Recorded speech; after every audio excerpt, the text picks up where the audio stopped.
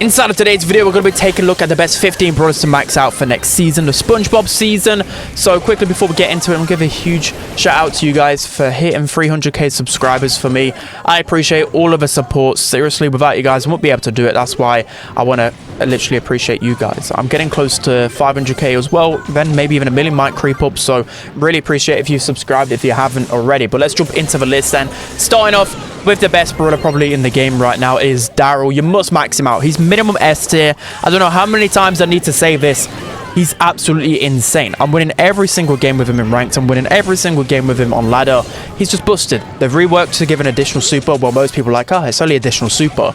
Well, that's an additional super to get another knockback. That's additional super to get even more shield duration, even more tanking, even closer to the opponent. The problem was Daryl could never get close. Now with 2 rolls, he can literally cover the entire map nearly with shield. It's insane. Just use him. It's a no-brainer. If you're looking at the best build, make sure to use the shield star power and the slow gadget. Before we get into the video, I want to give a huge shout out to Warcraft Rumble for sponsoring today's video. Warcraft Rumble is a mobile action strategy game set within the Warcraft universe where minis come to life to battle it out in the arena. And depending on your playstyle, there's a lot of different things to enjoy within Warcraft Rumble. There's over 70 campaign missions with every section of the map having its own boss. And the thing I love most about Warcraft Rumble is that it's pretty easy to pick up and play, but it's very difficult to master. You can also head on over to PvP to climb the ranks and become the best with some great competitive gameplay. I also love that there's so much to discover with raids. You've got a lot to discover with dungeons and lots of different skill sets within each unit, changing how you play them. Warcraft Rumble is one of the best mobile games out there, so what are you waiting for? Make sure to download the game using the link in the description, and thank you again to Warcraft Rumble for sponsoring today's video. The next brawler you must max out is Larry and Laurie, so the twins are just absolutely insane still. You still saw in pro play a week ago that they were one of the most used brawlers, mainly because they're really versatile. You can use them knockout and bounty and just go with one build, and then if you go like Brawl, gem grab, and you're facing off against tanks, you can just switch to the other star power, which gives you additional ammo. So they're real versatile for that reason.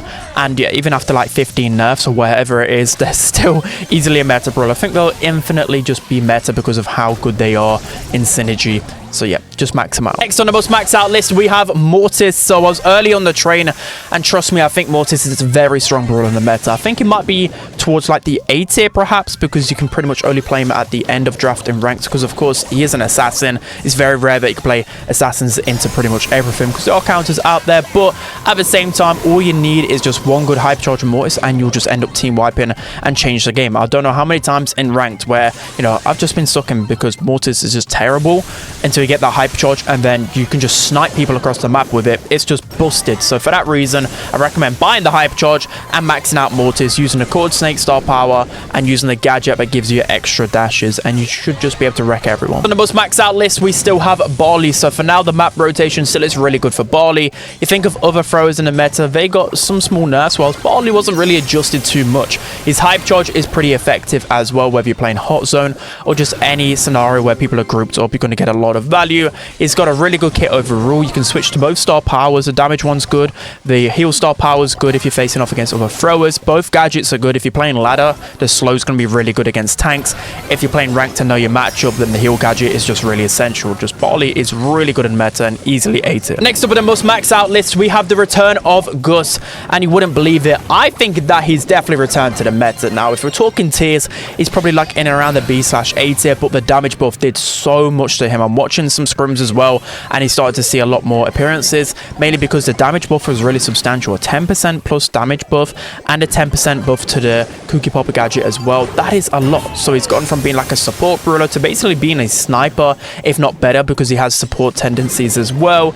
But yeah, Gus is really good in knockout, bounty, gem carrier, and Brawl, and just any long range map. You're going to have a lot of success for him. So I think Gus is back, so max him out. But next we have Tara. So she's received a recent hypercharge, which I actually think is really good.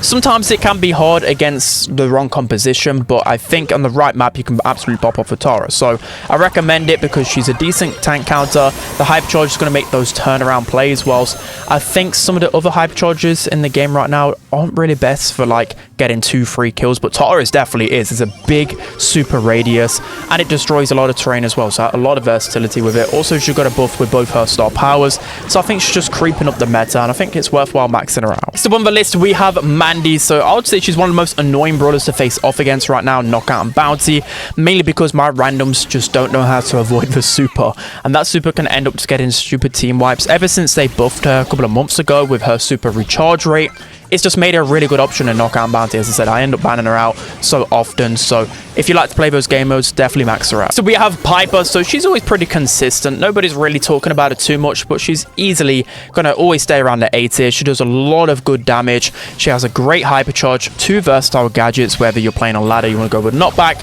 whether you're playing bounty and knockout, you want to go home mode recipe to confirm those kills easily. And in terms of snappy sniping, it's always going to be a good star power. But yeah, overall, you can play her in gem grab, bounty, knockout, any long range map, and you're going to be good to go with Piper. So we have Gail. So even though he technically received a nerf last update, I just think that he's always going to be meta, especially when some of the best brawlers in the game, he's one of the only big hard counters out there. So for that reason, it's going to be pushed up. You've got the likes of Daryl in the meta, so with his tornado gadget, he's able to somewhat counter Daryl a little bit. Same goes with Mortis as well. So as long as there's an assassin somewhere in the top, Gail should just be bumped up because of that, but he still does really good damage. His super actually got buffed still to like 1,600, which is still really good. His hypercharge is just busted, and both star powers are just so good with Gail. So I think he's always be meta now. Next up, we have Clancy. So last update, he was completely broken on ladder. His super was just insane, and I still think with the nerfs, he's a very good option, especially if you're looking to carry. He's going to be insane. So the only thing you need to do with Clancy is just make sure you get value out of your gadgets, especially combining it with your super, and you'll be able to get to level 3 in no time. And level 3 Clancy is like the best brawler in the game. The speed boost, the additional damage, the super, which is able to wreck everything. So if you're looking to counter tanks, Clancy is that guy. Even if you play ranked as a late pick, he is that tank counter, the best one out there so far. So yeah, you still need to max him out. So we have Meg. So even with the damage nerf, I think Meg's still a really consistent brawler in the meta. I was a bit skeptic at first because of previous nerfs to her in the past when she got reworks. The damage nerfs always just kind of put her really far down in the meta. But I still think because of how many projectiles she shoots, she still just lasers everybody when she's in range. So the damage nerf didn't actually do too much. You've still got to remember as well, she can charge through supers so effectively with this projectile buff. And you've also got the fact that the star power, which knocks people back and deals like 3k plus damage, is insane. Like, you think an assassin should normally be able to get close to Meg. Well, you can't. You've got the swipe, you've got the star power, so even if people go and kill you, they're pretty much dead as well because of that combination. So I think Meg will always be a good brawler now. Next up on the list, we have Chester. So you would have saw him a top 10 brawler video. I think Chester's a really solid pick. In competitive, he's played pretty much all of the time. In gem grab or Brawl, any grassy map, he's really good because of his main attack. He's got really good wall peeking capabilities as well with just his main attack. And of course, he's a good tank counter. Ever since the rework, he does way more consistent damage. His supers can change the game sometimes, especially if you get the dynamite super, or if you get a good stun super if there's an assassin close to you. And I think he's a perfect counter to a lot of the different lane options as well. And the good thing about Chester is that I love it that he can break open the map to counter other archetypes. You know, normally, I know, for example, like Sandy, Tara, they'll get countered by throwers. Well, Chester can just open up the map and eventually overwhelm them as well with his fast movement speed. So I just like him. He's really versatile, and the pros agree as well. Next up on the list, we have Colette still. So even with the recent changes to Frank and whatever else, I think she's still a really valuable brawler to max out. Again, you've still got Frank in the top of the meta, which is really good. You've got another high HP brawler in Meg. You've got Daryl. You've got all of these tanks that are just running it down. So Colette is one of the best options. Of course, in heist, she's absolute S tier, so she's always going to be a good reason to max out there.